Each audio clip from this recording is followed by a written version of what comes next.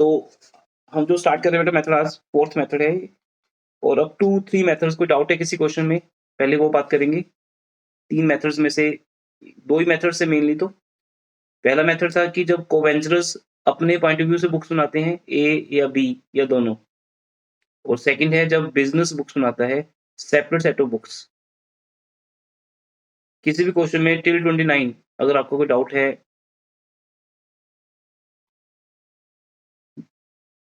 या किसी क्वेश्चन का आंसर नहीं आ रहा तो बताइए।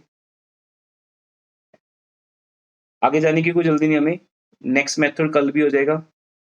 अगर थर्ड मेथड में डाउट है तो हम पहले उसकी बात करेंगे।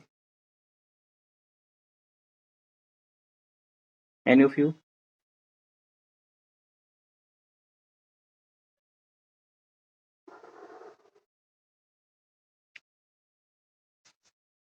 बैकलॉग के साथ आगे नहीं बढ़ना चाहिए आपको कभी भी। पक्का? कोई सब लोग साइलेंट है, इट मीन्स कोई डाउट नहीं है या फिर आपने अभी प्रैक्टिस नहीं की? जैसे टाइम मिलेगा करते रहिए। रिकॉर्डिंग सुन लेंगे तो जल्दी हो जाएगा, नहीं तो आप खुद अपने पेस पे करिए। वो डाउट्स कभी लेके आ सकते हो।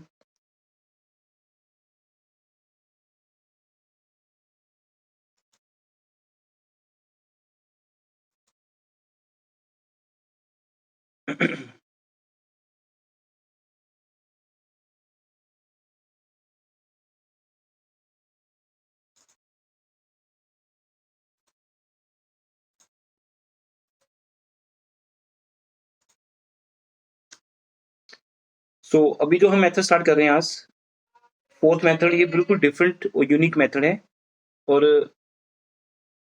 ये फर्स्ट मेथड के जैसा ही है बिकॉज बिजनेस की बुक्स तो एक ही स्टाइल से बनती हैं from business point of view. जब हम बात करते हैं कि जब बिजनेस अपने पॉइंट ऑफ व्यू से एंट्रीज करता है तो हम ये मानते हैं कि बिजनेस एंट्रीज बना रहे हैं। बिजनेस एक आर्टिफिशियल पर्सन है, लेकिन हम बिजनेस के पॉइंट ऑफ व्यू से बात करते हैं। लेकिन ये जो मेथड है ये भी पर्सनल पॉइंट ऑफ व्यू है। यहाँ पर क्या होगा थोड़ा सा लेकिन डिफरेंट किया गया है। और आप किसी भी क्वेश्चन को किसी भी मेथड से करके देख सकते हो, आंसर सेम आएगा। ओनली प्रेजेंटेशन कॉन्सेप्ट को थोड़ा सा चेंज किया जाता है, अल्टीमेट रिजल्ट सेम रहता है। तो आज जो हम मेथड कर रहे हैं that is last method, method 4, memorandum joint venture इसको बोलते हैं। इसमें क्या होता है मेथड के अंदर डिटेल में बात करते हैं। सपोज आप ए हो, यू आर ए, आपको ये कहा जाता है कि आप सारी ट्रांजैक्शन रिकॉर्ड करो। तो आप एक नेम रखते हो ज्वाइंट वेंचर विथ बी, लेकिन आप सारी ट्रांजैक्शन किसकी रिकॉर्ड करते हो? खुद की सिर्फ। मेरी एग्जांपल में ए और बी दो कोवेंचर्स हैं, रेशियो 2:1 है। तो ए को कहा जाएगा कि आप एक अकाउंट बनाओ जिसका नाम होगा, स्पेशल नेम होगा ज्वाइंट वेंचर विद बी, जिसमें आप अपनी ट्रांजैक्शंस को रिकॉर्ड करो। ये किसकी ट्रांजैक्शंस रिकॉर्ड होंगी यहाँ पर? इन द बुक्स ऑफ ए। तो ए की बुक्स में ओनली ए की ट्रांजैक्शन रिकॉर्ड होंगी, बी की ट्रांजैक्शन रिकॉर्ड नहीं होगी, राइट?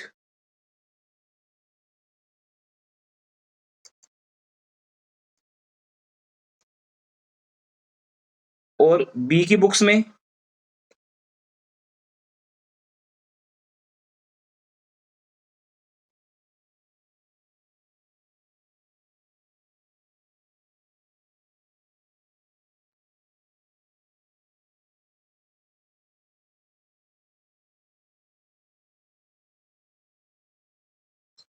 बी की बुक्स में क्या एंट्री होगी?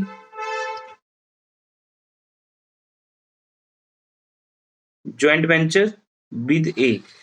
तो दोनों अपनी अपनी बुक्स बनाएंगे बेटा। ये मेथड कहाँ अप्रोप्रिएट होता है? जहां ए और बी के अंदर कम्युनिकेशन गैप होता है। आज की डेट में तो मेथड चलेगा नहीं ना, क्योंकि आज की डेट में तो हम 24 आवर्स लाइव रहते हैं। हम व्हाट्सएप के थ्रू, मेल के थ्रू, फोन कॉल्स के थ्रू हम आपस में एक दूसरे को अपनी इंफॉर्मेशन शेयर करते रहते हैं। लेकिन जहां पहले की बात है, जहां ए और बी का आपस में कम्युनिकेशन गैप होता है और रीजनल गैप भी रहता है, जैसे एक पर्सन साउथ में रह रहा है, एक पर्सन नॉर्थ में रह रहा है, दोनों आपस में मिल नहीं सकते, पर फिर भी दोनों किसी एक कॉमन प्रोजेक्ट पे काम कर रहे हैं, कोई कॉमन बिजनेस पे काम कर रहे हैं, डिस्टेंस बहुत ज़्यादा है, एक दूसरे को मिलना डेली बेसिस पे पॉसिबल नहीं है, इंफॉर्मेशन शेयर करना पॉसिबल नहीं है किसी भी मीडिया के थ्रू, तो वहाँ ये मेथड लगता है, तो वहाँ क्या कहा जाता है कि ए सिर्फ अपनी, A will record his own transaction, चाहे वो एक्सपेंस की ट्रांजैक्शंस हो या इनकम की ट्रांजैक्शंस हो, he will record his own transaction self, got it ना, खुद की ट्रांजैक्शन रिकॉर्ड करेगा। और बी भी क्या करेगा, खुद की ट्रांजैक्शन रिकॉर्ड करेगा। तो प्रॉफिट कैसे आएगा बताइए, अगर ए सिर्फ अपनी ट्रांजैक्शन रिकॉर्ड करेगा तो उसमें तो सिर्फ ए का डिटेल है, जो खर्चे ए ने किए उसकी डिटेल है, जो सेल ए ने की उसकी डिटेल है, जो स्टॉक ए ने टेक ओवर किया उसकी डिटेल है। Same expense, income, closing stock, ये सारी इंफॉर्मेशन बी के पास है, बी की इंफॉर्मेशन बी के पास है, राइट। तो इन दोनों अकाउंट को मिलाकर हम एक अकाउंट बनाएंगे, उसका नाम होगा कौन सा अकाउंट,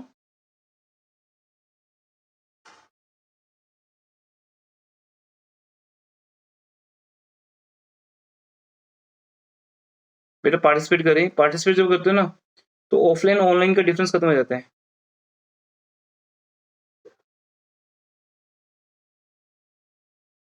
फिर हम ए और बी की बुक्स को मिलाकर एक अकाउंट बनाएंगे जिसका नाम होगा मेमोरेंडम जॉइंट वेंचर अकाउंट।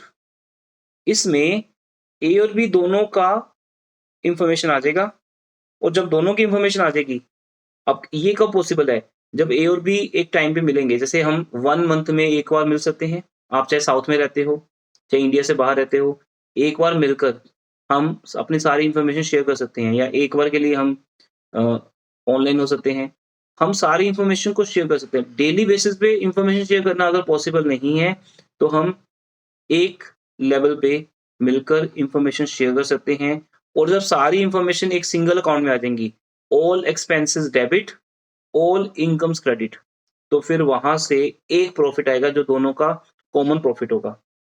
और ये मेमोरेंडम जॉइंट वेंचर अकाउंट जो बनेगा, it is not the part of journal entries, not the part of journal entries का मीनिंग, ये हमारे डबल एंट्री सिस्टम का पार्ट नहीं है। मेमोरेंडम जॉइंट वेंचर अकाउंट हमारे double entry system, journal entry system का पार्ट नहीं है, तो ये रफ बनेगा। रफ कैसे बनेगा, मैं यहाँ लिख दूंगा 2A, यहाँ पे ए की सारी इंफॉर्मेशन आ जाएगी। अब ए ने क्या किया होगा, नंबर 1 ए ने पैसा लगाया होगा बिजनेस में, ए ने एक्सपेंसेस किए होंगे, ए ने अपना स्टॉक दिया होगा, गुड्स परचेज की होंगी, व्हाटएवर ए का कमीशन बनता होगा। और बाय ए ने 2 चीजें की होंगी, या तो ए ने सेल की होगी, वो भी हमारी बिजनेस की इनकम है, या बचा हुआ स्टॉक भी हम अपनी इनकम मान लेते हैं, क्लोजिंग स्टॉक भी आ जाएगा। ऐसे ही 2B बाय बी, लेकिन ये रफ है। इन सारी इंफॉर्मेशन के बाद एक आंसर आ जाएगा प्रॉफिट या लॉस, राइट।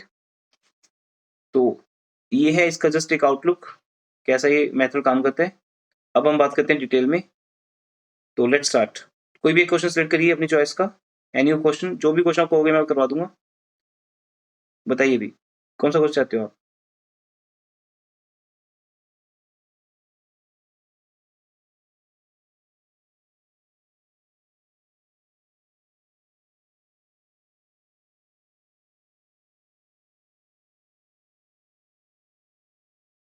बेटा अगर कोई बात नहीं करनी या पार्टिसिपेट नहीं करना तो फिर तो रिकॉर्डिंग सुन लो, ज़्यादा बेटर है। मेरे टाइम पे लाइव होने में तो आपको एक टाइम मेरे अकॉर्डिंगली आपको होना पड़ता है लाइव, रिकॉर्डिंग में तो कभी भी सुन सकते हो। 30 बंद करवा दो सर। जो भी क्वेश्चन डिफिकल्ट है जिसमें सारे पॉइंट्स कवर हो रहे हैं आपके अकॉर्डिंग, वो आप करा दो। बेटा चैप्टर बहुत इजी है ना, इसमें डिफिकल्ट कोई है नहीं, और किसी भी क्वेश्चन में ऐसा नहीं है, क्योंकि ये तब होता है जब हम ब्रांच कंसाइनमेंट जैसे चैप्टर करते हैं ना, क्योंकि यहाँ तो हर एक क्वेश्चन का अपना एक स्टोरी है। गॉट इट, मान लो मेरा बिजनेस है कंस्ट्रक्शन का, तो उसमें वो पॉइंट्स मिलेंगे। शेयर सेलिंग का पॉइंट है तो वो अंडरराइटेड वाला पॉइंट मिलेगा, गुड्स का अलग है। तो इसमें कोई ऐसा नहीं है कि एक क्वेश्चन में सारे पॉइंट्स कवर होते हो, कोई भी क्वेश्चन कर लोगे दोनों सब में सेम रहेगा। हमें मेनली क्या है ना, कॉन्सेप्ट को समझना है, स्टोरी को नहीं समझना। स्टोरी में इनकम एक्सपेंसेस को पहचानना है, तो उसके अकॉर्डिंगली हमें वर्क करना है। बट 1 मिनट के लिए होल्ड करना, 1 मिनट के लिए होल्ड करना। हेलो,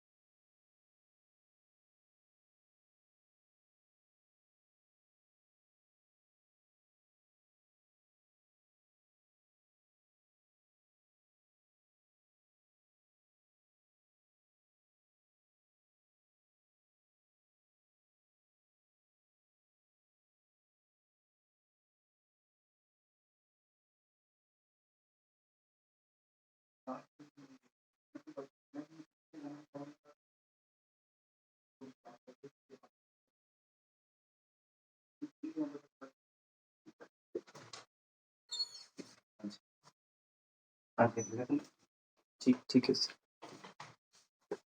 ओके जी। सर बेटा इम्पोर्टेंट कॉल थी एक, तो कोई भी क्वेश्चन लेते हैं। देखो ये जो क्वेश्चन है वो शेयर्स का है।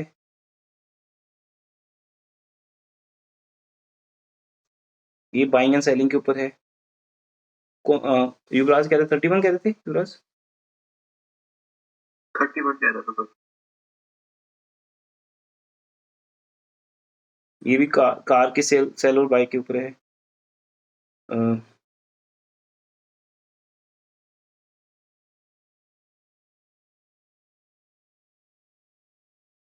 ये कर लो फिर आप ना 35 कर लो, अगर थोड़ा आप कहते हो कि टफ हो, जिसमें कुछ नया पॉइंट भी हो ना, तो 35 कर लेते हैं। बाकी तो आपको होमवर्क देंगे आज, आप वो करोगे फिर बताओगे मुझे।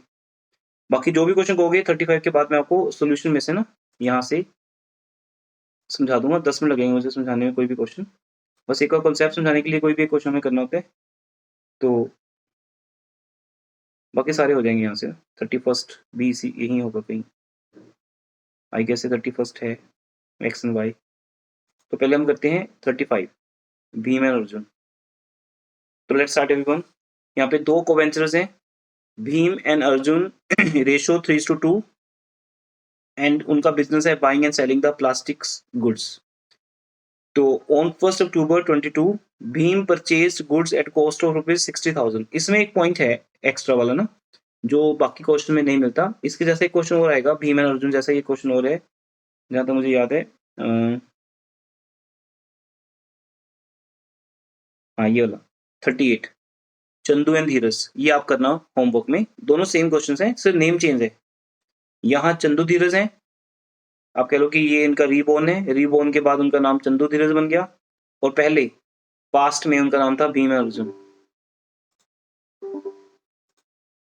तो ये दोनों क्वेश्चन सेम है, एक मैं करा रहा हूँ अभी क्लास वर्क में, एक आप होमवर्क में करना। तो यहाँ लिखा हुआ है कि भीम अर्जुन ने गुड्स परचेज की। Bhim purchase goods ₹60,000 and half of the goods were handed over to Arjun. तो पहले हम 60,000 की गुड्स परचेज करते हैं, and he again purchased goods worth ₹20,000 and he incurred expenses of 2,000। तो 60 और 20 ये दो बार गुड्स हमें परचेज करनी है भीम की बुक्स में। तो यहां से हम बनाते हैं भीम की बुक्स। तो हमारे पास अकाउंट बने हुए हैं, बनाइए सब लोग, दोनों दोनों अकाउंट बनाए, लेफ्ट राइट। हाँ आप 2 पेज ले लो, लेफ्ट राइट। लेफ्ट पेज पे बनाओ और लिखो लेफ्ट पेज पे इन the books of Bhim.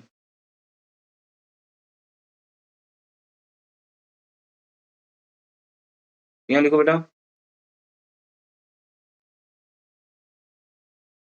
In the books of Bhim,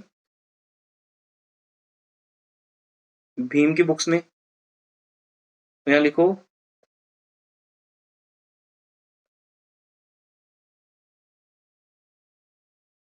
in the books of Arjun, Arjun की बुक्स में। इन the books of Bhim, Bhim की बुक्स में joint venture with Arjun name आएगा। और इसमें एक और बात समझ लीजिए बेटा, ज्वाइंट वेंचर विद अर्जुन का मीनिंग है अगर कोई बिजनेस से रिलेटेड पॉइंट हुआ, जैसे एक्सपेंस और इनकम, तो भी रिकॉर्ड होगी। अगर अर्जुन से रिलेटेड कोई पॉइंट हुआ कि जैसे हम अर्जुन को कुछ पैसे दे रहे हैं, तो भी वो पॉइंट यहाँ पे रिकॉर्ड हो जाएगा। तो ये कॉम्बो अकाउंट है। ऐसा अकाउंट आपने लाइफ में कभी भी नहीं बनाया हो जिसमें एक अकाउंट में 2 नेम आते हों। यहाँ कॉम्बो अकाउंट है, ये मेथड स्पेशल डिजाइन किया गया है, वहां डिजाइन किया गया है जहां पर आपको एक सिंगल अकाउंट में सारी इंफॉर्मेशन क्रिएट करनी हो और आप दूसरे को वेंचर को मिल नहीं सकते। तो कुछ उस चीजों को ध्यान में रखते हुए बनाया गया है।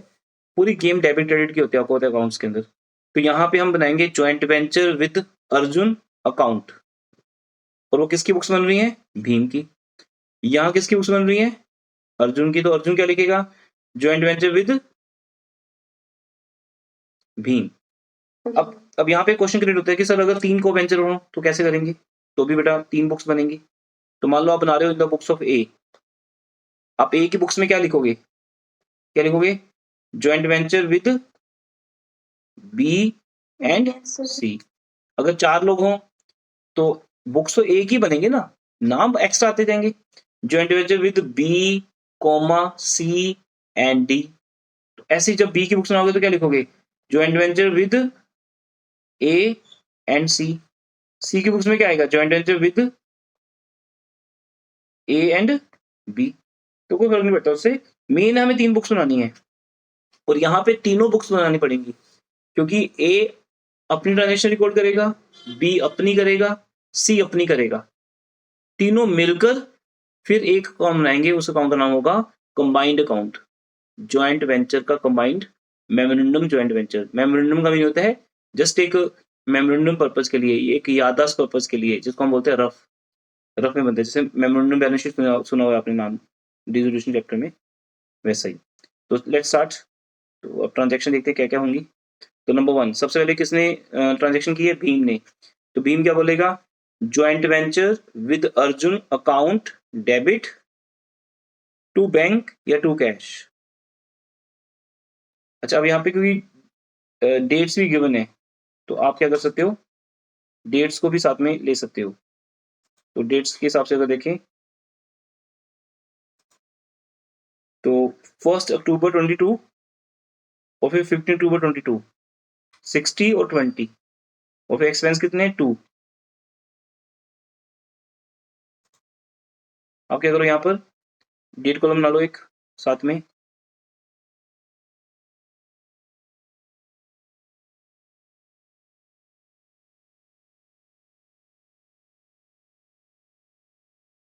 डेट कॉलम भी बन जाएगा क्योंकि डेट्स गिवन है, हम डेट्स को इग्नोर नहीं कर सकते ना अगर डेट्स गिवन है।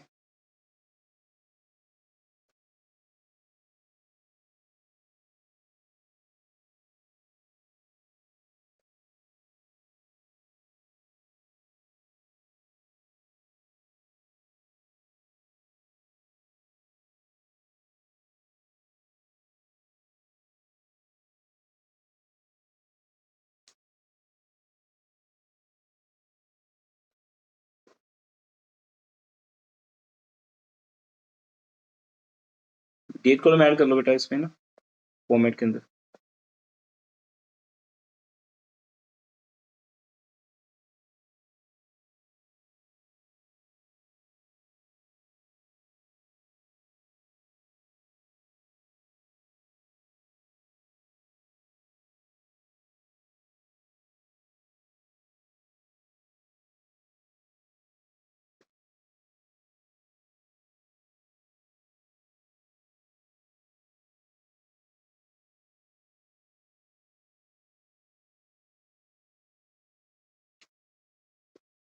राइट,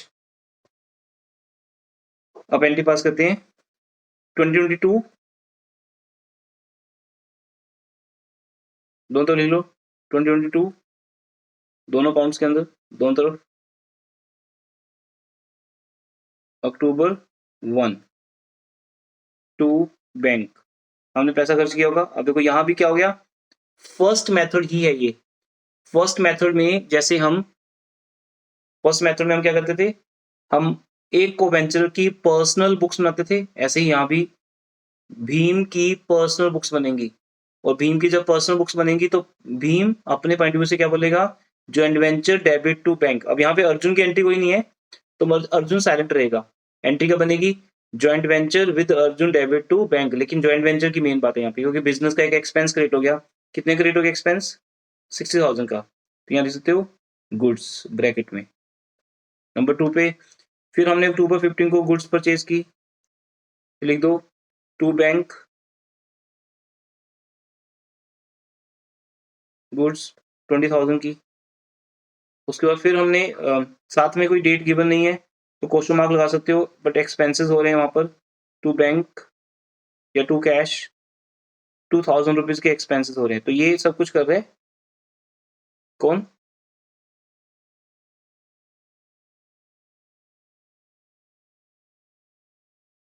ये सब भीम कर रहे हैं 1 अक्टूबर 15 अक्टूबर और एक्सपेंसेस।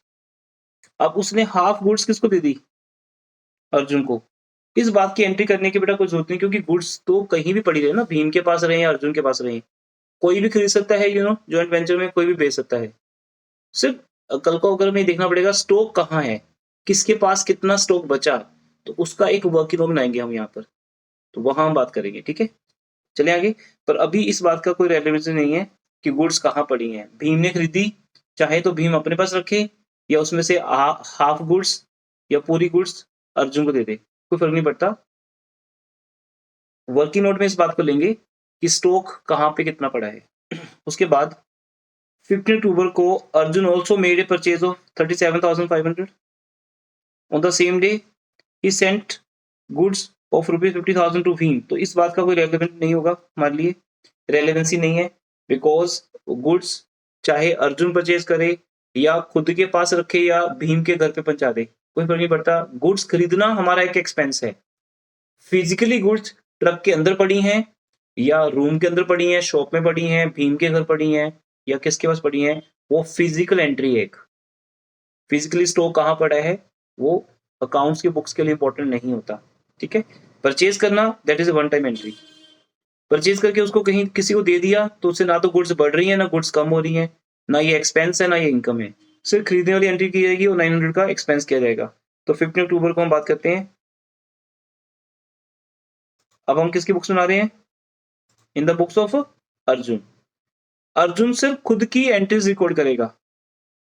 तो अक्टूबर 15 उसने गुड्स परचेज की टू बैंक अकाउंट, ब्रैकेट में गुड्स, कितने गुड्स हैं? 15,000 की, नहीं सॉरी, कितने की थी? 37 37,500 37,500 की गुड्स परचेज की, और 37,500 की गुड्स परचेज करके उसने कुछ एक्सपेंस भी वहां पे किए हैं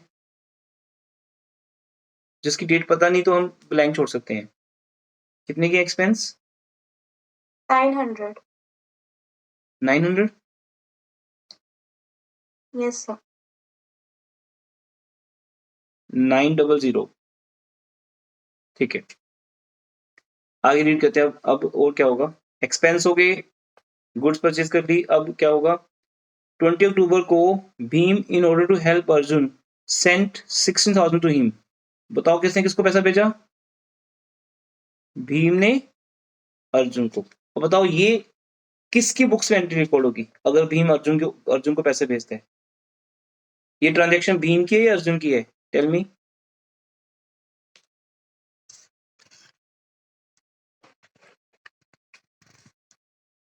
तो बेटा ये ट्रांजैक्शन किसकी बुक्स की है? भीम या अर्जुन? भीम। तो भीम क्यों? अर्जुन को पैसा मिल रहा है तो अर्जुन की ट्रांजैक्शन नहीं बनी है? तो भीम भी तो दे रहा है। तो फिर दोनों बोलो बेटा।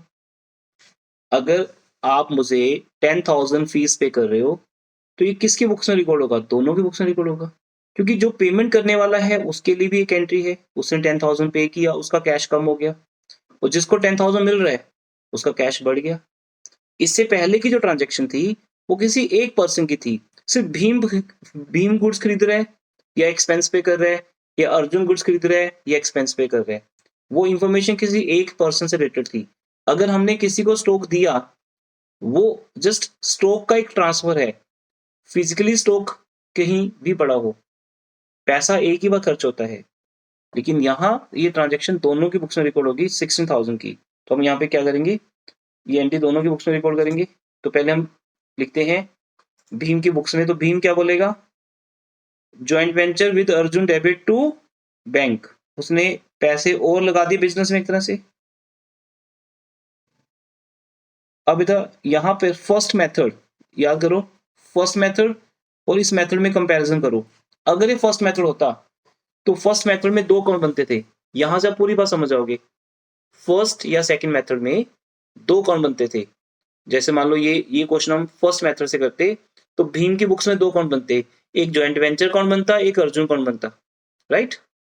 ज्वाइंट वेंचर अकाउंट में क्या रिकॉर्ड होता? एक्सपेंसेस, जैसे ये वाले हैं। और अर्जुन के अकाउंट में क्या रिकॉर्ड होता? अर्जुन डेबिट टू कैश 16,000, वो यहाँ पे आया था।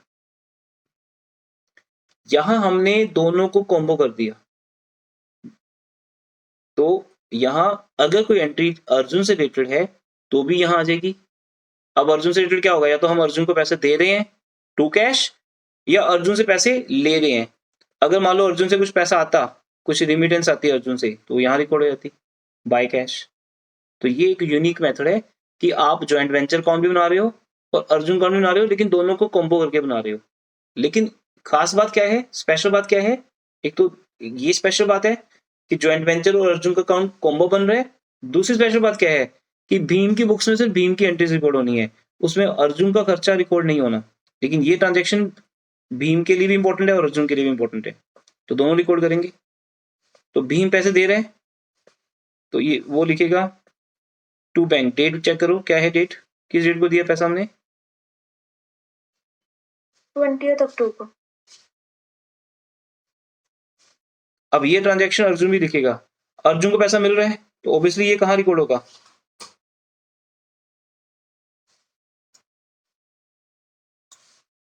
अगर अर्जुन को मिल रहा है बेटा तो कहां रिकॉर्ड होगा? Credit side. तो अर्जुन क्या बोलेगा? Bank account debit to Bhim, वो भीम को क्या कर देगा? क्रेडिट। अब यहाँ पे ज्वाइंट वेंचर अकाउंट रिकॉर्ड नहीं हो रहा, यहाँ पे क्या अकाउंट रिकॉर्ड हो रहा है? भीम अकाउंट। तो हम क्या बोलेंगे? Bank account debit to Bhim. लेकिन जब आपको कहा जाएगा जनरल लिख के दिखाओ, नाम पूरा ही आएगा अकाउंट का। मैं सिर्फ आपको समझाने के लिए बोल रहा हूँ कि इस टाइम भीम हमारे लिए हाईलाइटेड है, नाम वही आएगा, bank account debit to joint venture with Bhim account, क्योंकि कॉम्बो अकाउंट है ना। सिंगल अकाउंट है। बट यहाँ पर आप समझो कि हम भीम का अकाउंट बना रहे हैं, बोलते हैं ना फर्स्ट मेथड में अर्जुन की बुक्स में भीम का अकाउंट और भीम की बुक्स में Arjun account by bank account, ये यहाँ पे रिकॉर्ड हो गए 16,000। चलिए आप आगे, यहाँ तो कोई डाउट है किसी को? इस क्वेश्चन में आपको ज्यादा पॉइंट्स मिलेंगे। नेक्स्ट, अब जो इस क्वेश्चन को इंपॉर्टेंट बनाता है ना वो नेक्स्ट पार्ट है बेटा इस क्वेश्चन का। नेक्स्ट पार्ट रीड करो, आपको बात समझ आ जाएगी कि why are you doing this question.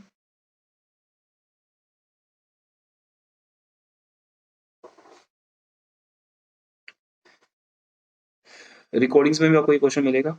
देखिए यहाँ पर both the parties sold goods at profit of 25% on sale। तो बताओ भीम के पास कितना स्टॉक था, बोलो जल्दी। और दूसरा भीम के पास अनसोल्ड स्टॉक भी है। ये भीम का क्या हो गया, क्लोजिंग स्टॉक। उसके बाद उस क्लोजिंग स्टॉक का क्या किया उसने, वो बाद में देखेंगे क्या किया। अभी उसके पास क्लोजिंग स्टॉक बच गया, इसका मतलब जिसपे 25% प्रॉफिट रेट अप्लाई नहीं होगा। 25,000 के अलावा, सॉरी 12,500 के अलावा जितना भी स्टॉक उसके पास है अवेलेबल फॉर सेल, उस पे 25% का प्रॉफिट ऐड करो और बेच दो। तो बताओ भी, क्या कोई आप में से बता सकता है भीम के पास कितनी गुड्स हैं इस टाइम? बहुत इजी है बताना। अब मैं फिजिकल स्टॉक की बात कर रहा हूँ कि फिजिकली स्टॉक कितना है भीम के पास, बताओ।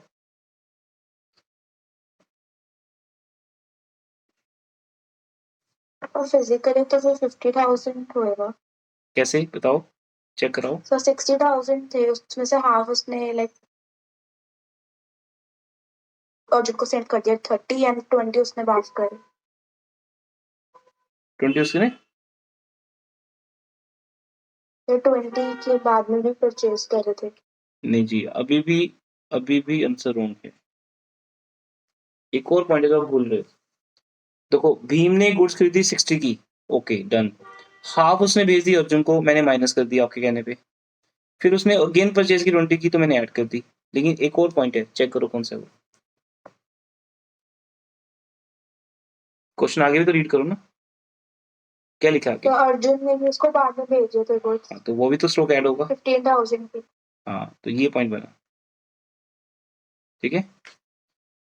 तो भीम खुद भी गुड्स खरीद रहे, खरीद कर अर्जुन को भेज रहे हैं, तो भीम का स्टॉक माइनस हो गया। फिर अर्जुन जब गुड्स खरीद रहे हैं तो वो भीम को दे रहे हैं, तो उसे भीम का स्टॉक प्लस हो गया। अर्जुन का माइनस हो जाएगा ऑब्वियसली, पर भीम का प्लस हो जाएगा। तो ये टोटल गुड्स हैं भीम के पास प्रेजेंटली। अच्छा, हम यहाँ पे क्या कर रहे हैं, बेसिकली हम एक फॉर्मूला यूज कर रहे हैं। क्या है फॉर्मूला? वो कॉस्ट ऑफ गुड्स सोल्ड, क्योंकि उसने बोला है 25% प्रॉफिट ऐड करना है। तो opening stock plus purchase minus purchase return plus direct expenses. Direct expenses यहाँ पे कोई गिवन नहीं है, क्योंकि मैं इन एक्सपेंसेस को डायरेक्ट नहीं मानूंगा, क्योंकि ये बताया नहीं हुआ कब परचेज कब किए, किस पे किए। क्योंकि यहाँ पर लिखा है कि हमने गुड्स खरीदी, फिर उसमें से हाफ गुड्स बेच दी भीम को, तो उसके बाद 900 का खर्चा दिया। तो अभी 900 का खर्चा किसके ऊपर है ये बताया नहीं, कि खरीदने के ऊपर है कि आगे गुड्स बेचने के ऊपर है। तो फिर जब डाउट होता है तो हम किसी भी एक्सपेंस को नॉन रेकरिंग नहीं मानते। अगर ये क्लियरली लिखा होता कि अर्जुन परचेज 37,500 गुड्स एंड इंकर 900, तो फिर ये डायरेक्ट लिंक बन जाता, जिसको बोलते हैं direct expense, non recurring. BCom में आकर हमने ये वर्ड सीखा है नॉन रेकरिंग, और प्लस वन प्लस टू में क्या आता था हमें वर्ड डायरेक्ट। दोनों का मीनिंग सेम है, सिनोनिम्स है। डायरेक्ट एक्सपेंस या नॉन रेकरिंग सीधा गुड्स की परचेज पे खर्च होता है। पर अभी मुझे कोई डायरेक्ट हिंट नहीं मिल रहा, there is no direct hint कि 900 का सामान एक्सपेंस इस पे हुआ है, तो इसलिए हम इसको नहीं लेंगे। ऐसे ही ऊपर भी नहीं लेंगे। ऊपर जो खर्च हुआ था ना 2000 का, इस 2000 को भी हम नॉन रेकरिंग नहीं मानेंगे। तो इसका मतलब माइनस क्लोजिंग स्टॉक। अभी सारी इंफॉर्मेशन बेटा आपके पास है। ओपनिंग स्टॉक इस क्वेश्चन में 0 है, क्योंकि जॉइंट वेंचर में ओपनिंग स्टॉक होता है नहीं, हम एक नया बिजनेस स्टार्ट करते हैं। परचेज है 60 की, परचेज रिटर्न तो नहीं है, लेकिन एक ही बात है ना, ट्रांसफर। परचेज रिटर्न को क्या बोल सकते हैं हम, कि मैंने गुड्स या तो सप्लायर को वापस कर दी जिससे परचेज की थी, या मैंने अपने किसी को वेंचर को दे दी, तो मेरे से चली गई ना, तो माइनस कर दिया, फिर परचेज ऐड होगी। डायरेक्ट एक्सपेंस कोई है नहीं, क्लोजिंग स्टॉक माइनस कर दो 12,500 का, तो बताओ ये आपके पास क्या आएगा माइनस करके?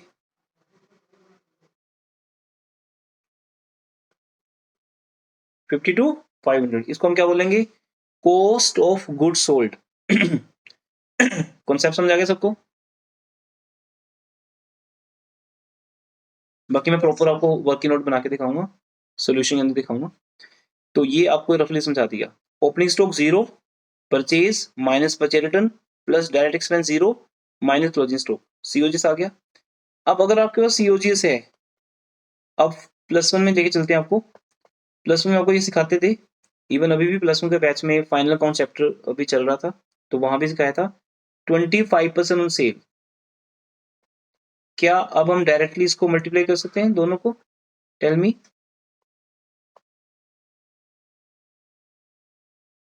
अगर आपके पास कॉस्ट ऑफ गुड सोल्ड है और ग्रोस प्रॉफिट है 25% ऑन सेल, हाँ जी, तो डायरेक्ट मल्टीप्लाई कर सकते हैं दोनों को?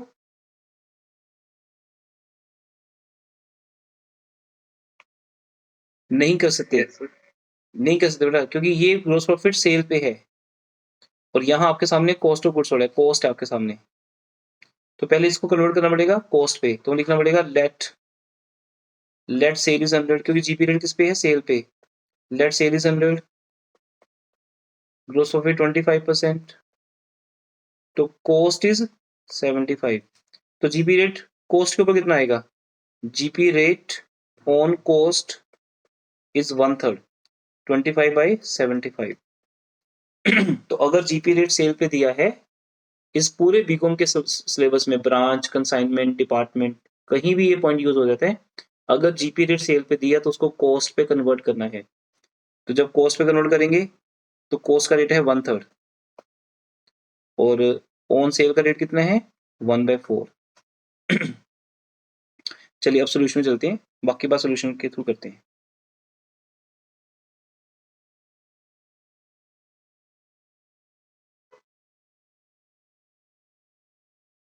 ये हमने अभी अकाउंट बनाया है, मैं दोबारा चेक कराता हूँ। इन the books of Bhim, joint venture with Arjun count, 2 cash purchases, 2 cash purchases, 2 cash expenses, 2 cash को बैंक भी लिख सकते हो हर जगह पे, वो आपकी चॉइस है। फिर 2 बैंक के 2 कैश ट्रांसफर, हमने जो पैसा अर्जुन को ट्रांसफर कर दिया, ये लिख सकते हो ट्रांसफर। ऐसे ही इन द बुक्स ऑफ, अच्छा इन्होंने बोला नहीं ना बनाने को, इन द बुक्स ऑफ अर्जुन हम बना रहे हैं, पर इन्होंने अर्जुन की बुक्स बनाने को बोला नहीं हुआ, पर हम वहां पे बना रहे हैं उसको। अब यहाँ पे एक वर्किंग नोट बनता है, ये वर्किंग नोट कॉपी कर लीजिए एवरीवन। यहाँ पे हमें निकालनी है सेल वैल्यू, तो हम एक वर्किंग नोट बनाएंगे भीम और अर्जुन का। वहां लिखेंगे परचेज्ड, भीम ने परचेज की 60 की, फिर की 20 की, अर्जुन ने परचेज की 37,500 की, और अगेन परचेज नहीं की 0। Receipt from other party, Bhim को गुड्स कितने की मिली? 15 की, तो वो 15 की गुड्स किससे मिली? अर्जुन से, तो आ गया send to other party.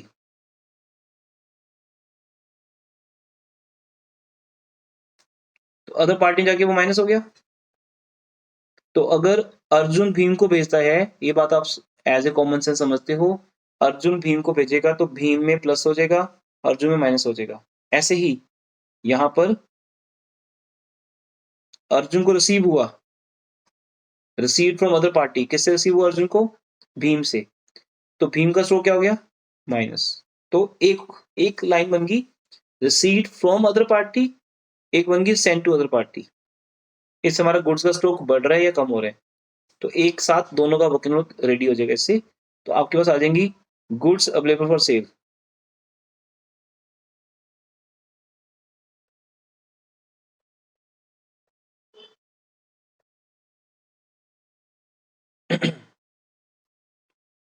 Working note copy हो जाए तो बता दीजिएगा।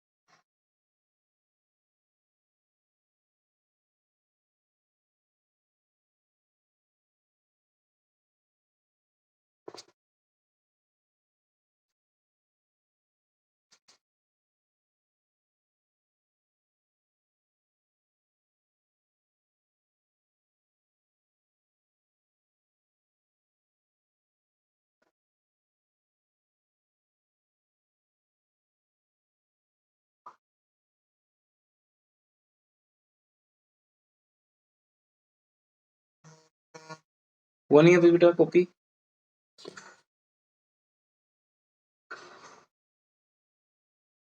और यहाँ पे अगर हम लिखें ओपनिंग स्टॉक दोनों की बुक्स में 0 है।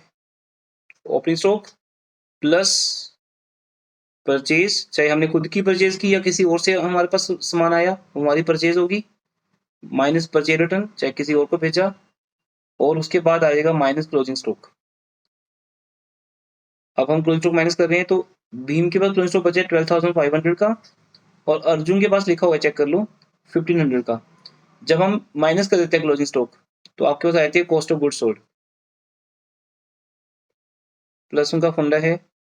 देखो फाइनल काउंट्स हर जगह काम आता है आपके, प्लस हमने यही बोलते हैं ना, फाइनल काउंट्स एक लॉन्ग लाइफ चैप्टर है, लाइफ लॉन्ग चैप्टर है, एंड ये आपके लिए इसके बेसिक्स यूज होते हैं। डायरेक्टली फाइनल काउंट्स आपको सेम 1 में आया, सेम 2 में भी आएगा, बट इसके बेसिक कई चैप्टर्स में यूज होते हैं। कॉस्ट ऑफ गुड्स सोल्ड उसी का एक बेसिक है। एड प्रॉफिट रेट, ये भी हम फाइनल काउंट्स में सीखते हैं। 1/4 ऑन सेल, तो अगर हम 1 रुपये माइनस कर दें 4 में से, 1/3 ऑन कॉस्ट, क्योंकि ये कॉस्ट है, गुड्स कॉस्ट पे होती हैं, तो 52,500 का 1/3 17,500 ऐड कर देंगे तो आपकी बिजनेस की सेल आ गई। यहाँ पे 51,000 का 1/3 ऐड करेंगे, प्रॉफिट ऐड हो गया, सेल आ गई। इसका मतलब भीम 70,000 की गुड सेल करता है, अर्जुन 68 की सेल करता है। तो यहाँ पे हम लिखेंगे अपने अकाउंट में। अब भीम की बुक्स में आ जाओ, बाय बैंक, अब डेट पता नहीं हमें किस डेट को सेल किया इसने, by bank sale 70,000, by bank sale कितनी थी, 69,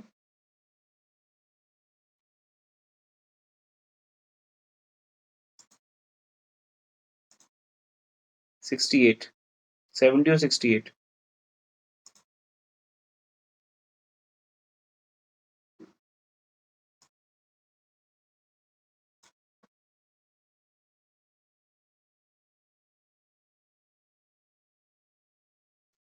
और वर्किंग 1 का भी रेफरेंस दे देंगे। अब रीड करते हैं क्वेश्चन को। क्वेश्चन में क्या लिखा है चेक करिए, आगे क्या लिखा है।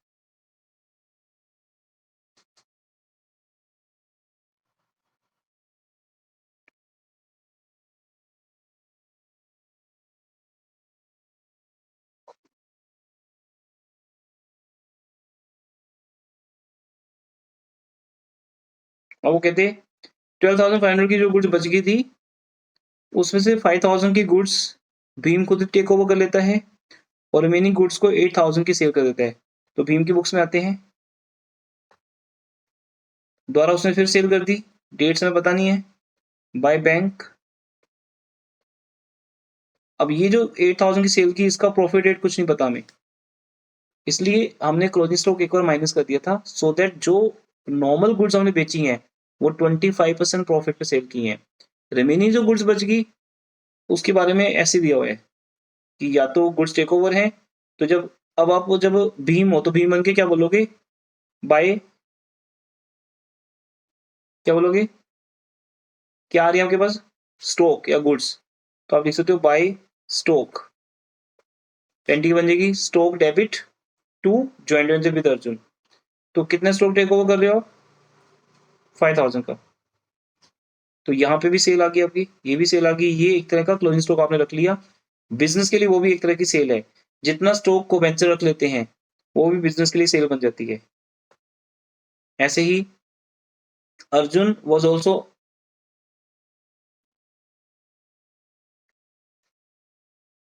Arjun was able to sell whole the stock except 1500। इसलिए हमने क्या किया था याद है, अर्जुन का क्लोजिंग स्टॉक कितना ले लिया था, 1500 का, क्योंकि वो सारा सामान बेच पाया एक्सेप्ट 1500, तो ये उसका क्लोजिंग स्टॉक हो गया 1500, जिससे कॉस्ट ऑफ गुड्स सोल्ड आ गई और प्रॉफिट ऐड करके हमने सारा सामान बेच दिया। तो इस क्वेश्चन में यही पॉइंट इंपॉर्टेंट था कि हमें सेल प्राइस खुद निकालनी है। बाकी जितने भी क्वेश्चन तुम करोगे ना बहुत ईजी हैं, उन सब में सेल प्राइस गिवन होती है। यहाँ पे सीओजीएस का कॉन्सेप्ट है, इसलिए ये क्वेश्चन हर साल करवाते ही हैं स्टूडेंट्स को। तो आगे लिखा है, और ये 1500 का सामान बैडली डैमेज हो गया था, इसलिए इसको हम सेल नहीं कर पाए, तो ये सेल नहीं हुआ। आगे लिखा है ₹3000 owing to Bhim was unrecoverable treated as joint loss। ये क्या है? इसको बोलते हैं 3000 के बैड डेट्स। 3000 का बैड डेट्स का लॉस हुआ जो भीम ने अपने कस्टमर से लेना था, लेकिन वो रिकवर नहीं हो पाया। तो अब ये एंट्री किससे रिलेटेड है? भीम या अर्जुन से रिलेटेड है? भीम से रिलेटेड है, तो भीम की बुक्स में रिकॉर्ड हो जाएगा। Joint venture account debit to bad debts account, क्योंकि ये जो 70,000 की गुड्स है बेटा, देखते हैं यहाँ से देखो, इस 70,000 की गुड्स में से 3,000 की गुड्स का पैसा नहीं आया, वो अनरिकवरेबल है, बैड डेट्स हो गए वो। तो या तो आप 70 की वैल्यू को कम करो, 70 माइनस 3 67 करो, लेकिन 70 लिख चुके हैं तो हम डेबिट से लिख देंगे टू बैड डेट्स अकाउंट 3000, तो वो 70 में से माइनस हो गए। यहाँ तो डाउट है किसी को? पहले बताइए। No sir. और सॉल्यूशन में भी सेम ही मिलेगा आपको।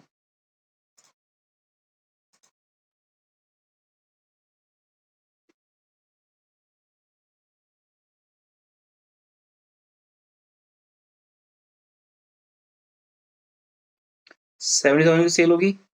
अब क्योंकि मैं 70,000 ऑलरेडी यहाँ लिख चुका था, तो मैंने 3,000 को कहाँ लिख दिया? Debit side. पर अगर हम पहले से क्वेश्चन रीड कर लेते हैं और नॉलेज, अब ये तो क्वेश्चन टाइप हुआ है ना सोल्यूशन तो सोल्यूशन टाइप करते वक्त तो हमारे पास बहुत टाइम होता है ना, हम 3000 को कहीं भी लिख सकते हैं, फिर उधर जाकर लिख सकते हैं, पर आपके पास कटिंग करने का वो नहीं है। हम तो लिखने के बाद उसको डिलीट कर देंगे तो देखेगा भी नहीं कि हमने पहले कुछ और लिखा था। तो टाइपिंग के टाइम सब कुछ अलाउड है, हम डिलीट करके दोबारा फिर से वहाँ पे कुछ और लिख देंगे, बट आप एग्जाम में ऐसा नहीं कर पाओगे, कटिंग अलाउड नहीं होती। इसलिए 70,000 लिख चुके हो तो कोई बात नहीं, 3000 डेबिट से लिख दो, या 3000 को यहाँ से डायरेक्टली माइनस कर दो। 67 आ गया। गुड्स टेकन ओवर, इसको बाय गुड्स लिख सकते हो, बाय स्टॉक लिख सकते हो, एक ही बात है आपकी, क्योंकि पर्सनल बुक्स होगी ना एक तरह से हमारी, ये बिजनेस बुक्स नहीं हुई। फिर बाय सेल होगी, रिमेनिंग स्टॉक सेल कर दिया। अब हम बनाएंगे दोनों की बुक्स को मिलाकर कौन सा account? Memorandum joint venture account. ये बचा, आप सब लोग बनाना शुरू करो। थर्ड अकाउंट ये आ जाएगा दोनों की combined books in the books of Bhim and Arjun. बाकी चैप्टर के टोटल 9 लेक्चर्स हैं, मैंने आपको ग्रुप में शेयर कर दिए हैं व्हाट्सएप ग्रुप के अंदर। अब आपको या तो खुद सेल्फ स्टडी के बेस पे इन क्वेश्चन को करना है, या अगर आप रिकॉर्डिंग देख लोगे तो रिकॉर्डिंग देखने का ये फायदा होता है कि जो मेन क्वेश्चन है 4-5 इस पूरे मेथड के, वो मैंने वहां करवाए हुए हैं। आप उनको जब देखोगे तो आपको वन टाइम में समझ आ जाएंगे, बिकॉज कॉन्सेप्ट समझा दिए मैंने आपको, और वो आपका होमवर्क डन हो जाएगा। तो नेक्स्ट क्लास में फिर हम डाउट्स के लिए मिलेंगे।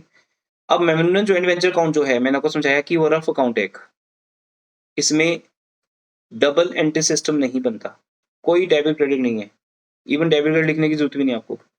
ये जस्ट एक फॉर्मेट यूज किया हमने डेबिट क्रेडिट का, कि डेबिट साइड पर सारे एक्सपेंस आ गए टू भीम।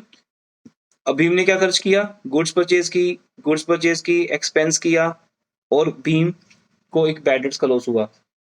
ये चारों आगे देखो, अब हमने जो क्वेश्चन किया है वहां पे चारों चीजें आपको दिखेंगी डेबिट साइड, 60, 20, 2 और 3।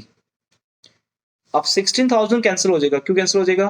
क्योंकि वो हमारे बिजनेस का एक्सपेंस नहीं है, और वो वैसे भी दोनों की बुक्स में है, एक की बुक्स में डेबिट साइड है, एक की बुक्स में क्रेडिट साइड है। अगर आप मेमोरेंडम में भी लिखोगे तो एक का डेबिट साइड आएगा, एक का क्रेडिट साइड आएगा, और वैसे भी एक्सपेंस नहीं है, हम ये बात समझते हैं। अकाउंट में लिखना क्यों जरूरी है? क्योंकि यहाँ हिसाब होना है, यहाँ प्रॉफिट डालकर पैसा या तो देना पड़ेगा अर्जुन को, या अर्जुन से आएगा, तो यहाँ तो 16,000 की डिटेल पक्का लिखी जाएगी। बट मेमोरेंडम के अंदर लिखने की नीड नहीं है, वहां सिर्फ एक्सपेंसेस ही लिखे जाते हैं। ठीक है। बाय भीम, भीम की सेल क्या है? 70,000 की, गुड्स टेक ओवर एंड 8,000 की। ये तीन चीजें आपको वहां भी मिलेंगी, चेक कर सकते हो। 70, 8 और 5, ये पूरे का पूरा account joint venture with Arjun हम मेमोरेंडम में ले जाएंगे। बस सिर्फ जो ट्रांजैक्शन अर्जुन से रिलेटेड है ओनली, वो सिर्फ पेमेंट की होगी। जैसे बिल रिसीवेबल आ रहा है अर्जुन से, तो हम लिख देंगे बाय BR, या हम उसको दे रहे हैं bills payable, to bills payable, उसको पैसा दे रहे हैं टू बैंक, उससे आ रहा है बाय बैंक। तो जो पर्सनल एंट्रीज है बिल्कुल अर्जुन के साथ, जिसका हमारे बिजनेस से कोई लिंक ही नहीं, हम उसको हेल्प करने के लिए कर रहे हैं, तो वो हमने हिसाब में तो लिखना है ना, कल को हमने 16,000 अपने पैसे काटने हैं जो अर्जुन को दिए हमने, बट प्रॉफिट लॉस निकालते वक्त उनका कोई रोल नहीं, इतना आप समझते हो। ऐसी अर्जुन का क्या हिसाब है? अर्जुन का छोटा सा हिसाब है, टू अर्जुन, अर्जुन ने गुड्स परचेज की 37,500 की और एक्सपेंस किया 900। फिर अर्जुन ने सेल कितने की? बाय अर्जुन 68,000। तो अर्जुन की बुक्स देखोगे तो वहां पे आपको ये 2-3 आइटम मिलेंगी, चेक करें। अर्जुन की बुक्स बनाने को बोला नहीं हमें यहाँ पर, इसलिए आप अर्जुन की बुक्स नहीं बनाओगे। ये तो मैंने सिर्फ नॉलेज के लिए एज ए फर्स्ट क्वेश्चन आपको कराया है कि इन द बुक्स ऑफ अर्जुन क्या बनेगा, जॉइंट वेंचर विद भीम। पर एग्जाम में आपको दोनों की बुक्स नहीं आएंगी, किसी एक की आ जाएगी। तो दूसरे की ट्रांजेक्शन सीधा मेमोरेंडम में जाएंगी। अर्जुन ने परचेज की, एक्सपेंस पे किया और 68,000 की सेल की, ये ट्रांजेक्शन कटेगी वहां पर जाकर, क्योंकि ये भीम के डेबिट साइड भी है। दो लॉजिक होगी, एक तो सिंपल लॉजिक कि भीम की डेबिट साइड है, अर्जुन के क्रेडिट साइड है। दूसरा और मेन लॉजिक क्या है कि ये एक पर्सनल पेमेंट है, इसको करने से ना हमारा एक्सपेंस होता है ना इनकम होती है, ये एक दूसरे को हम हेल्प कर रहे हैं बस डूइंग द बिजनेस। अब इट मींस हमारे बिजनेस की टोटल सेल कितनी होगी? This one. टोटल एक्सपेंस कितना हो गया? This one. तो जब आपके पास इनकम और एक्सपेंसेस दोनों आमने सामने आ जाते हैं तो दोनों को माइनस करके क्या आता है? प्रॉफिट या लॉस। क्योंकि इनकम ज्यादा है, एक्सपेंस कम है, तो प्रॉफिट हो गया 27,600 का प्रॉफिट हो गया। और ये प्रॉफिट हम भीम और अर्जुन को ट्रांसफर कर देंगे। To profit transfer to Bhim and Arjun. Bhim को 16,000 दे दिया, अर्जुन को 11,000 दे दिया।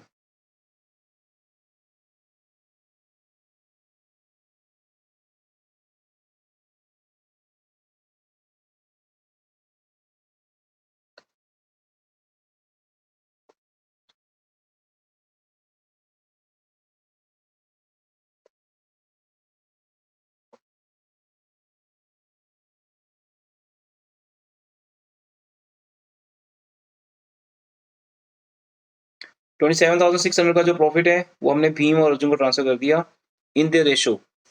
भीम और अर्जुन की रेशो क्या है? 3:2।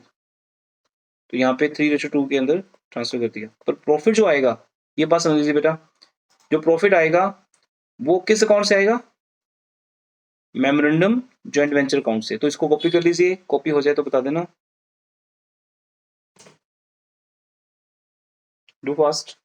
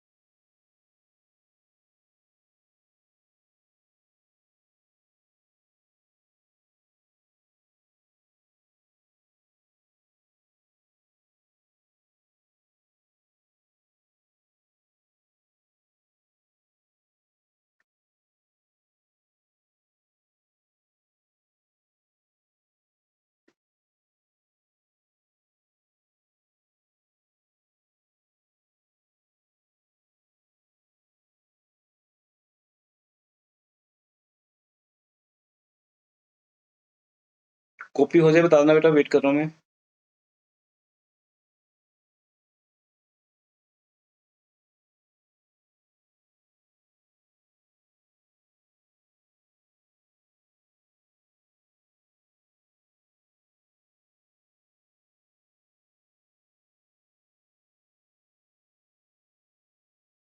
हो गया सर। ओके,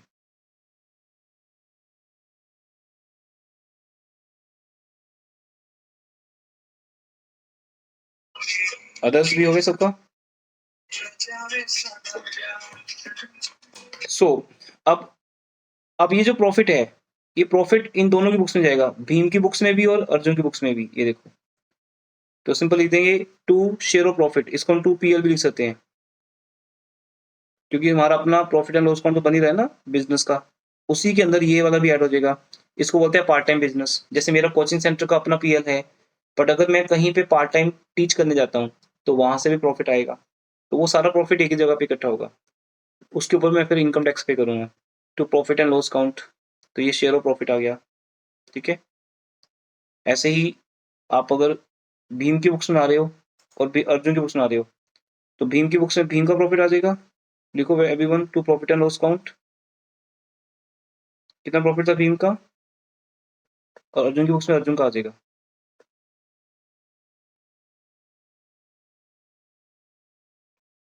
कितना प्रॉफिट है बोलो, share of profit 16560 of B. Arjun का 11040. बस अब आप बैलेंस फिगर निकाल लो, दोनों की बुक से सेम बैलेंस निकलेगा। क्योंकि अब क्या होगा, अब थोड़ा सा दिमाग लगाओ बेटा, अब मैं यहाँ पर 16,000 जो मैंने अभी तक कंसिडर नहीं किए थे वो भी कंसिडर करूंगा। अब मैं एज ए भीम बात कर रहा हूँ आपसे, तो क्योंकि ये पर्सनल बुक्स हैं, जैसे फर्स्ट और सेकंड मेथड था वैसा ही फोर्थ मेथड है। अब आप भीम बन के बात करोगे, भीम के करेक्टर में जाओ और वहां से बात करो कि मैंने बिजनेस को 60 दिए, 20 दिए, 2000 दिए, अर्जुन को 16 दिए, फिर मुझे बैड डेट का लॉस भी हो गया, वो भी मैंने लेना है बिजनेस से, फिर मेरा प्रॉफिट है, इतना पैसा मैंने बिजनेस से लेना है, इसका टोटल कर लो, कितना है टोटल करो सबका।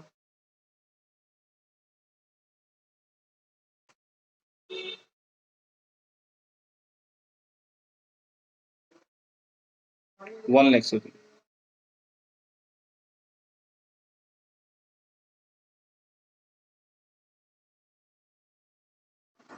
1,70,560, तो 1,17,560 रुपीज मैंने बिजनेस से लेने हैं।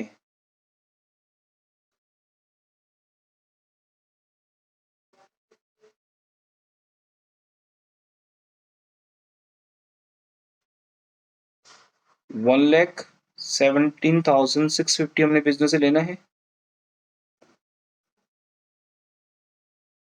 और हम बिजनेस से आया कितना है 78 और 5 की गुड्स आ गई, चलो वो भी आएगी हमें, 78 + 5 83,000 हमें बिजनेस से आ गया, वो माइनस कर दो,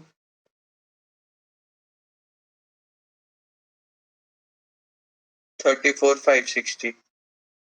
650, 560 है, The 560. हाँ उल्टा लिखा मैंने,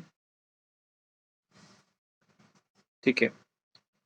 तो ये हमें पैसा लेना है या देना है बताइए,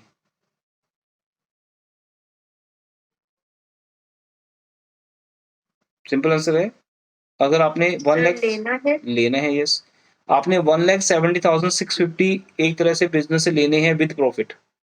जब हम बिजनेस से क्विट करते हैं, बाहर आते हैं, तो प्रॉफिट के साथ ही बाहर आएंगे, और हमें ऑलरेडी मिला कितना है 83, तो 34,560 हमें बिजनेस से मिल जाएगा, 34,560। और ये बेसिकली किसके पास पड़ा है, सिंपल सी बात है, अगर आपके पास पैसा कम आया है तो बिजनेस का पैसा किसके पास पड़ा है, अर्जुन के पास, तो फिर अर्जुन से मिल जाएगा बाय बैंक फाइनल पेमेंट,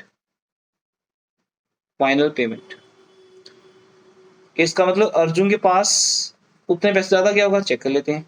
अब अर्जुन क्या बोलेगा, अर्जुन बोलेगा, अब अर्जुन की बुक्स में आ जाओ, अर्जुन की बुक्स बनाने को नहीं बोला इस क्वेश्चन में, हम एक्स्ट्रा में बना रहे हैं, आपको नहीं बनानी, जब एग्जाम में नहीं कहेंगे। अर्जुन क्या बोलेगा, मैंने बिजनेस को दिए 37,500 प्लस दिए 900 प्लस मेरा प्रॉफिट बनता है 11,040, तीनों को ऐड करो एवरीवन, कितना होगा तीनों को ऐड करके,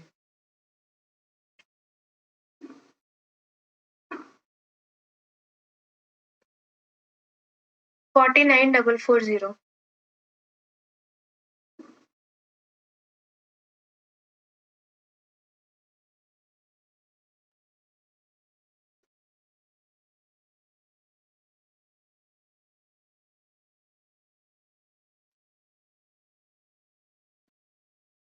कितना है बेटा? 49 सो 49,440 लेकिन हमारे पास आए तो ज्यादा है। अब आप बन जाओ 2 मिनट के लिए Arjun, you are Arjun now. As a Arjun आपके पास कितना पैसा आया है? 84। तो आप खुद देखो, आपके पास 84,000 आया, लेकिन अब यहां अगर देखा है हमने बिजनेस से लेना है 49,440, डेबिट मीन्स पैसे लेने, और जबकि हमें बिजनेस से रिसीव कितने हुए? 84। तो आपके पास कितने पैसे एक्स्ट्रा हैं? 34560। आ गया ना उतने सेम आंसर? तो ये 34560 जो आपके पास एक्स्ट्रा पड़े हैं, इट मीन ये आपके नहीं है। जब हिसाब होगा तो अर्जुन भीम को पेमेंट कर देगा।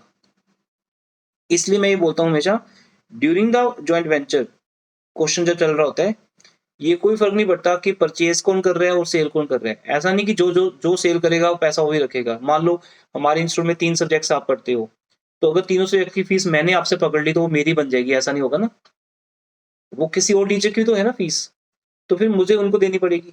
अगर वो रिसीव कर लेंगे आपसे तो वो मुझे पे करेंगे। तो फर्क नहीं पड़ता कौन रिसीव करता है, टीचिंग स्टाफ है, नॉन टीचिंग स्टाफ है, कौन रिसीव करता है, वो सिर्फ अपना पैसा काटेगा, बाकी पैसे दे देगा। तो यहाँ पर आ जाएगा टू बैंक। अब हमारे इंस्टीट्यूट में सारी फीस रिसीव करेंगे संजीव सर। संजीव टीच नहीं करता, वो एज ए एम्प्लॉय वहां पे है, तो वो फीस अपने पास नहीं रख सकता ना। वो क्या करेगा, उसमें से अपनी सैलरी माइनस करेगा, बाकी पैसा मुझे दे देगा, क्योंकि उसका शेयर सैलरी में बनता है। तो इस तरह से जिसका जो शेयर होगा वो अपना माइनस करके बाकी पैसा दूसरे को दे देगा। तो यहाँ आ जाएगा बाय बैंक भीम की बुक्स में, अर्जुन में जाएगा टू बैंक फाइनल पेमेंट, और एंट्री भी क्या बनती है लास्ट? भीम क्या बोलेगा? Bank account debit to joint venture with Arjun, और अर्जुन क्या बोलेगा? Joint venture with Bhim debit to bank. तो ये बेटा एक पूरा concept, complete concept with this important question. अब इसके बाद कोई भी क्वेश्चन कहोगे करवा देता हूँ मैं आपको। तो अब जैसे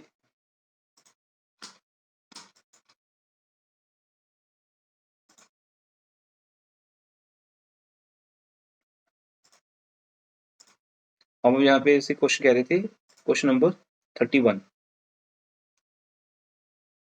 तो युवराज कह रहे थे यहाँ पे 31 क्वेश्चन।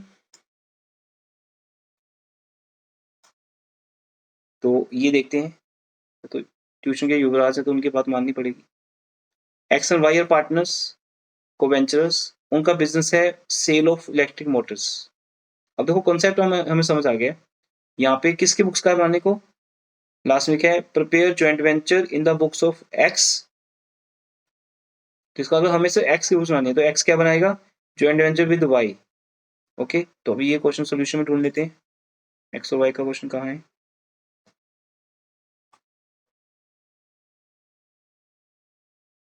ये रहा। तो यहाँ पे एंट्री क्या बनेगी? फर्स्ट एंट्री हो जाएगी ज्वाइंट वेंचर विद वाई, कौन बनेगा? इन द बुक्स ऑफ एक्स। अब जब हमें मेथड समझ आ गया, कॉन्सेप्ट समझ आ गया, तो अब सिर्फ क्वेश्चन रह गए। तो उसके दो तरीके हैं, या तो अब आप होमवर्क करोगे खुद से, या दूसरा तरीका है सॉल्यूशन सामने रख के होमवर्क करोगे, ओरली कर सकते हो टाइम नहीं है तो, या थर्ड रिकॉर्डिंग सुन के भी कर सकते हो। लेकिन होमवर्क करना जरूरी है, ये अब आपके हेडेक है होमवर्क करना। Joint venture with Y debit to bank. मैंने क्या परचेज किया, लिखा हुआ यहाँ पे, मैंने परचेज की 200 मोटर्स 300 रुपीज ईच, और डिस्पैच कर दी 140-50 मोटर्स टू वाई। इससे कोई फर्क नहीं पड़ता, मोटर्स आप किसी को दे दो, वो हमारा एक्सपेंस नहीं पड़ता उससे। मोटर एक और खरीदना हमारा एक्सपेंस है। तो 200 इंटू 300, 200 मोटर्स इंटू 300 ईच, 60,000 आ गया। देन हमने डिस्पैच की, और डिस्पैच करने पे हमारे खर्च हो गए 1,000 रुपीज। तो हमने लिख दिया टू बैंक एक्सपेंस 1,000। अब दो बार लिखो टू बैंक, आपकी चॉइस है, या टू बैंक का हेडिंग बनाकर परचेज एक्सपेंस, और यहाँ तो डेट्स भी गिवन नहीं है। जब डेट्स गिवन ना हो तो फिर हम कंबाइन कर सकते हैं। Then 10 electric motors were damage in transit, ठीक है, 10 मोटर खराब होगी। और on 1 Feb 700 were received by X from the insurance company in full settlement of claim. क्योंकि इसने इंश्योरेंस करवाई थी 1,000 रुपीज की, मान लो लिखा है यहाँ पे 1000 is the freight and insurance. 1 day की इंश्योरेंस हो जाती है ना ट्रांसपोर्टेशन के केस में, ऐसा एक इंश्योरेंस है। तो आपको 700 मिल गए तो बस लिख दो बाय बैंक। सिंपल है ना, कॉन्सेप्ट बहुत सिंपल है। ये चैप्टर बहुत इजी होने के कारण ही आज तक बहुत कम आया है। आपके केस में आ भी सकता है, नहीं भी, ज्यादातर थ्योरी आती है इसमें से।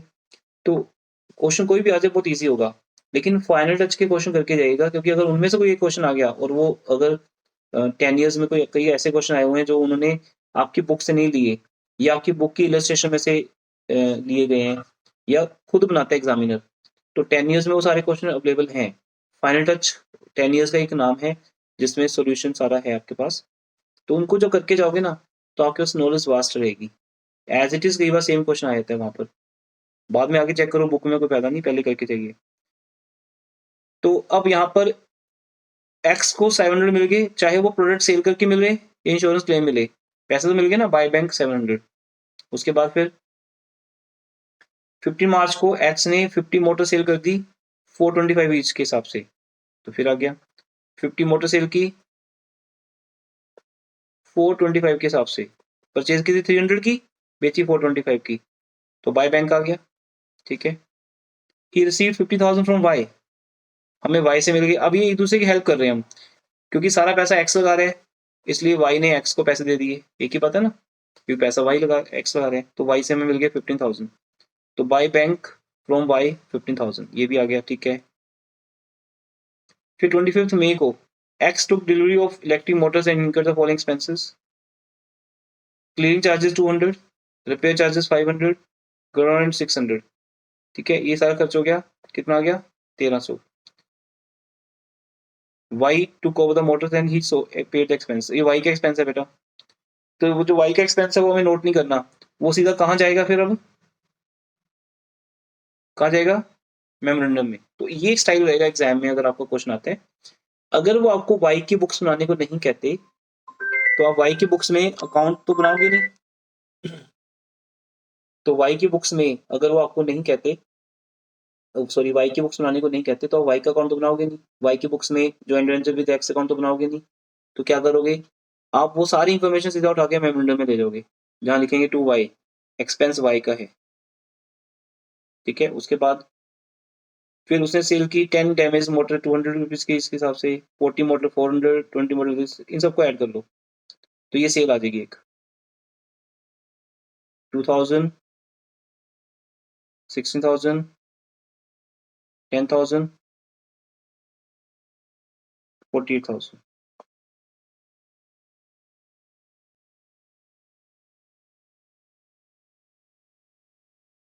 ठीक है,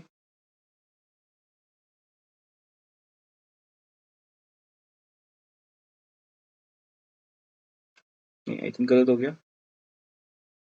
नहीं ठीक है ना, 2000 है ना, 76,000 हो गया।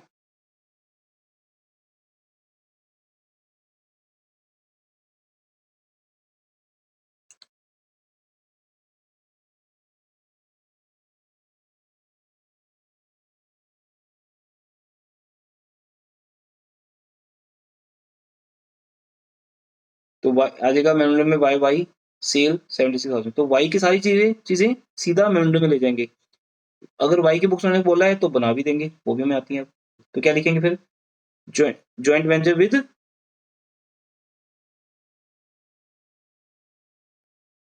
जॉइंट वेंचर विद एक्स, तो वो वाई की बुक्स बनेगी, in the books of Y, तो वहां पे फिर वाई की इंफॉर्मेशन आ जाएगी। उसके बाद देख रहे हो ना, क्वेश्चन दिखने में टफ लग रहा होगा, जैसे हम देखते हैं ना कि ये टफ लग रहा है क्वेश्चन, टफ नहीं है, क्योंकि बेटा वो स्टोरी है। As a accountant, as a account student, आपको सिर्फ मतलब है एक्सपेंस और इनकम से। खर्च हो रहा है तो एक्सपेंस है, पैसा आ रहा है तो इनकम है। फिर उन सबको कमीशन मिलेगा 10% अपना, कमीशन भी अपनी बुक्स में आ जाएगा। अब मेरा कमीशन मेरी बुक्स में आ जाएगा, मैंने कितनी गुड्स बेची, 21250 की सेल की थी, ये सेल, इसका 10% मेरा कमीशन है 2125। वाई का कमीशन वाई की बुक्स में आ जाएगा, लेकिन वाई की बुक्स हम बना रहे, तो सीधा यहाँ लिख देंगे, वाई ने कितनी गुड्स सेल की 76,000 की, 76,000 का 10%,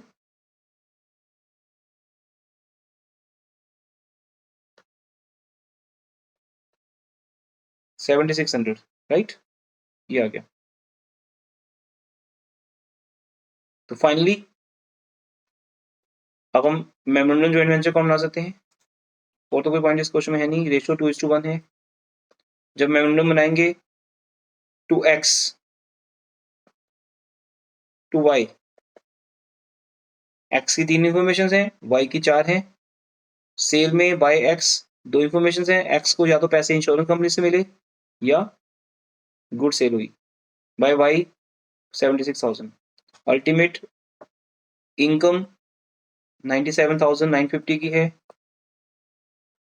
और एक्सपेंस कम है, वट एवर द अमाउंट देख लेना कितना आता है, इन सबको ऐड करके प्रॉफिट आ जाएगा 25925।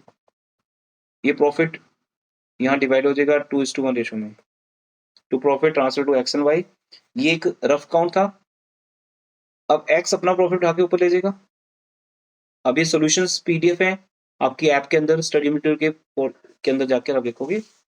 सबको वैसे पता है, फिर भी बता रहा हूँ रिकॉर्डिंग में, क्योंकि कुछ स्टूडेंट ने अभी अभी मोबाइल ऐप सब्सक्राइब की है, क्योंकि आपके जो व्हाट्सएप ग्रुप में तो सिर्फ वो स्टूडेंट है जो लाइव हैं, जो लाइव आते हैं या कुछ भी कभी मिलने आते हैं, या लेकिन मोबाइल ऐप में वो सारे स्टूडेंट्स भी रहेंगे जो नहीं भी, जिनको मैं जानता भी नहीं हूँ। तो सबके लिए बोल रहा हूँ ये चीज़, आपके पास सब कुछ है मोबाइल ऐप के अंदर। आपके पास वीडियोस के बाद जो फोल्डर है स्टडी मटेरियल का, उसमें बुक के सॉल्यूशंस भी हैं और थ्योरी नोट्स भी हैं, वहां से आप कर सकते हो। टू प्रॉफिट 17825, ये प्रॉफिट यहाँ आ गया, यहाँ से निकल के प्रॉफिट ऊपर चला गया टू प्रॉफिट 17283, और फाइनली जो बाय बैंक है वो यहाँ आ गया 43458। ये आपके बैलेंस से फिगर आ जाएगी। फाइनल पेमेंट, फाइनल सेटलमेंट भी लिख सकते हो। ये बेटा अब कोई भी क्वेश्चन बोलो मैं तो कराता रहूंगा, मुझे कोई प्रॉब्लम नहीं है। मेरे पास अभी मॉर्निंग में अनलिमिटेड टाइम होता है, सिर्फ वहाँ पे रात को हमारे पास लिमिटेशन होती है, क्योंकि सारे बैचेस, उसके बाद पेरेंट्स मीटिंग्स, स्टूडेंट्स के डाउट्स, एक्स्ट्रा चीज़ें बहुत कुछ होता है वहाँ पे। 2 बजे के बाद तो ना बिजी हो जाते हैं। ऑल्टरनेट तो बैच पे भी मैनेज हो जाता है, रेगुलर में प्रॉब्लम आती है आपके बैच में। तो अब आप कोई भी क्वेश्चन कर सकते हो बेटा। अब ये वाला क्वेश्चन में शेयर्स वाला बिजनेस है, किसी में कंस्ट्रक्शन बिजनेस होगा, ज़्यादातर बाइंग एंड सेलिंग बिजनेस होगा। तो आपको कोई भी 4 या 5 क्वेश्चन करके देखने हैं, फिर भी आपको अगर टिक करना है तो टिक कर सकते हो। आप करेंगे रिटर्न में 30th 32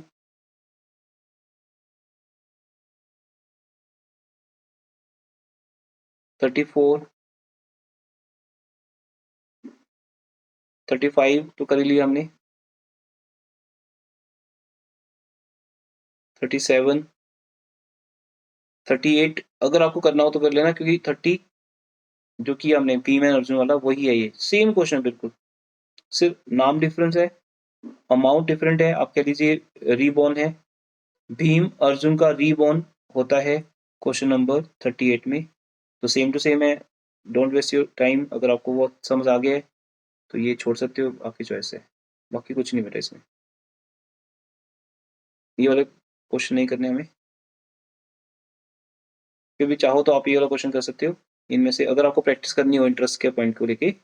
इंटरेस्ट का पॉइंट इतना ही है कि जो पैसा हम लगाते हैं बिजनेस में, ये मैंने रिकॉर्डिंग में करवाया हुआ है, अगर आप देखोगे रिकॉर्डिंग में तो आपको मिल जाएगा। रामलाल एंड श्यामलाल, ये बिल्कुल लास्ट क्वेश्चन होगा रिकॉर्डिंग के अंदर। आई गेस जो 9th रिकॉर्डिंग शेयर किया उसमें होना चाहिए आपके साथ ना, वहां से अगर मिलता है तो कर लेना, नहीं तो फिर मैं करवा दूंगा, कोई इशू नहीं। ठीक है, तो इतने क्वेश्चन आप रिटर्न में कर लोगे तो बहुत है।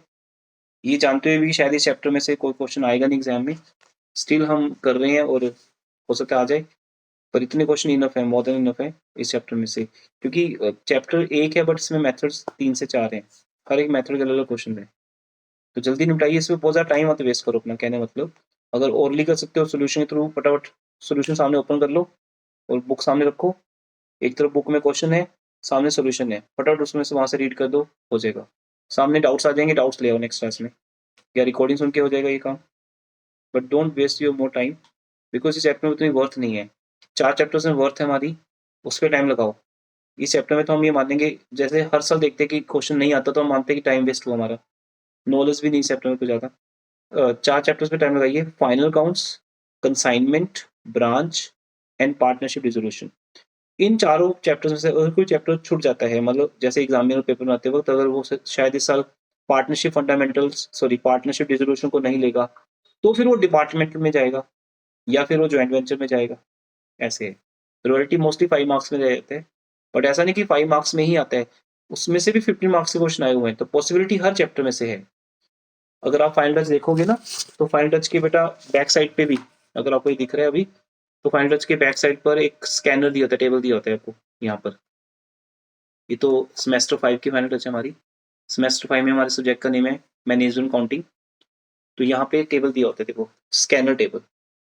तो स्कैनर टेबल के अंदर यहाँ पर आपको सारा बताया होता है कि कौन से ईयर में कौन सा क्वेश्चन आया हुआ है। जैसे यहाँ पे लिखा हुआ है, यहाँ पे लिखा है चैप्टर्स के नेम, फिर लिखा है टी फॉर थ्योरी, कौन से चैप्टर थ्योरी में आता है। अब देखो ये चैप्टर से थ्योरी में रहा है, प्रैक्टिकल इसमें से कभी आया नहीं कोई, इसमें से थ्योरी आई है, प्रैक्टिकल नहीं आया। इसमें से प्रैक्टिकल और थ्योरी दोनों आए हुए हैं इस चैप्टर में से। रेशो चैप्टर में से, अब ये तो वो है ना हमारी मैनेजमेंट काउंटिंग, जो आप +2 पढ़ते हो ना, सेकंड थर्ड बुक वॉल्यूम 3 पढ़ते हो, +2 का वॉल्यूम 3, वो बीकॉम में बन जाता है सेमेस्टर 5 का मैनेजमेंट काउंटिंग। तो वहाँ पे चैप्टर आते हैं financial statements, analysis of financial statement, ratio analysis, यहाँ से सिर्फ न्यूमेरिकल आया हुआ है। तो यहाँ से अंदाजा रहता है कि सिर्फ थ्योरी आती नहीं इस पे, रेशो में से न्यूमेरिकली आता है। फिर फंड फ्लो स्टेटमेंट चैप्टर में से भी न्यूमेरिकल आया है, कैश फ्लो स्टेटमेंट में से भी न्यूमेरिकल आया हुआ है। इस तरह से यहाँ से और दूसरा ये भी लिखा हुआ है कि वो न्यूमेरिकल 5 मार्क्स में कि 15 मार्क्स में है, थ्योरी 5 में कि 15 में है। तो ये टेबल आपको पूरा गाइड करेगा। अगर इस टेबल को आप बैठ के आधा घंटा रीड करोगे, समझोगे, तो आपके पास एक एक्सपीरियंस आ जाएगा। होता है ना 8-10 साल से आप बीकॉम सेमेस्टर 1 में ही हो।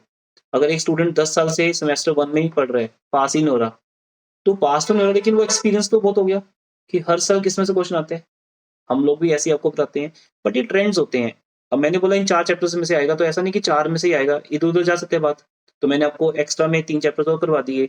हमने एक डिपार्टमेंट चैप्टर अच्छे से कर लिया, जॉइंट वेंचर कर लिया अच्छे से, रॉयल्टी कर लिया। तो पहले 4 वो खत्म करो, फिर 3 ये हैं। जॉइंट वेंचर बिल्कुल लास्ट में आता है। तो जिसमें से आती ज़्यादा थ्योरी है, फिर भी हम इतने क्वेश्चन कर रहे हैं। तो अगर टाइम नहीं है तो रिटर्न में मत करो, 1-2 क्वेश्चन रिटर्न में, बाकी ओरली करके मेरे को कल तक डाउट्स बता दो। कल भी हम मॉर्निंग में मिलेंगे, राइट? अब क्लासेस इवनिंग में नहीं लेंगे, क्योंकि इवनिंग में स्लॉट्स बचे भी नहीं है, वो सब भर गए हैं। +2 macro economics I take, +1 micro, +1 +2 के अकाउंट्स, उन्हीं से भर गए हैं वो स्लॉट्स ना, क्योंकि उनका सिलेबस 30 नवंबर तक कवर करना है हमें। इन एनी केस दिसंबर में एग्जाम स्टार्ट हो रहे हैं स्टूडेंट्स के, और आपका तो दिसंबर में ऐसे एग्जाम्स हैं। और डे शीट के बारे में क्या है, कुछ हुआ क्लियर आपको, आपकी डे शीट? नहीं सर, अभी तो नहीं आई। चलो अच्छी बात है, जितनी लेट आएगी, क्योंकि जितनी लेट आएगी उतने बीच में आपको गैप भी मिलेगा ना प्रिपरेशन के लिए। तो अभी तो कोई प्रेशर नहीं है, तो आप जॉइंट वेंचर चैप्टर को ओवर करें और फिर ये फाइनल टच बुक परचेज करें, स्ट्रॉन्गली रिकमेंड करते हैं हम आपको। और इसको परचेज करके इसके अंदर जितनी भी कुछ है, इसमें थ्योरी भी मिल जाएगी, न्यूमेरिकल भी मिल जाएंगे, सब कुछ मिल जाएगा आपको। हमारे नोट्स पे डिपेंड नहीं रहना पड़ेगा।